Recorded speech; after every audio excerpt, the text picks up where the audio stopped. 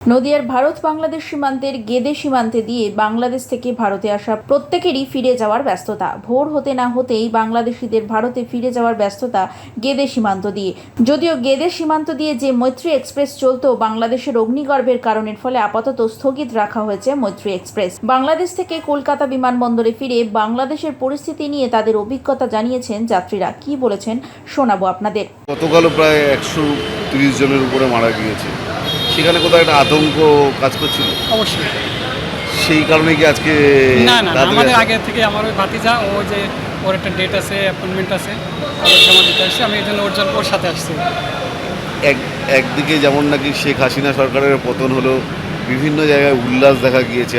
আপনারা কতটা খুশি? বা না, আমাদের মধ্যে এরকম কোনো প্রতিক্রিয়া নাই, কারণ আমরা স্বাভাবিক, আমরা একদম স্বাভাবিক। আমরা এদিকেও নাই ওদিকেও নাই।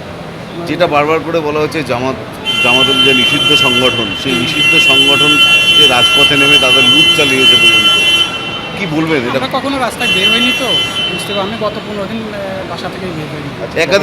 একাধিক ছবি ভাইরাল হয়েছে যেখানে লুট করা হচ্ছে। প্রধানমন্ত্রীর বাসভবনে ঢুকে, তারপরে স্বরাষ্ট্রমন্ত্রীর বাসভবনে ঢুকে। এগুলো একটু খারাপ হয়েছে, এটা আমরাও ফিল করি যে এটা খারাপ। বাংলাদেশ যিনি স্বাধীন করলো তার মূর্তি ভাঙা হলো। আমি আন্তরিকভাবে আসলে নিজেও দুঃখ প্রকাশ করছি যে ওনাকে এইভাবে যাওয়াটা আমাদের কাছে আসলে কাম্য না। শেখ হাসিনাকে পালিয়ে যেতে হলো। এটা খুব দুঃখজনক। মুজিবুর রহমানের মূর্তিও ভাঙা হলো। খুব দুঃখজনক। আপনার কোন বিমানে আসলেন? ইউএস বাংলা। ইন্ডিয়া বাংলাদেশে কতটা প্রভাব পড়বে এই ঘটনা?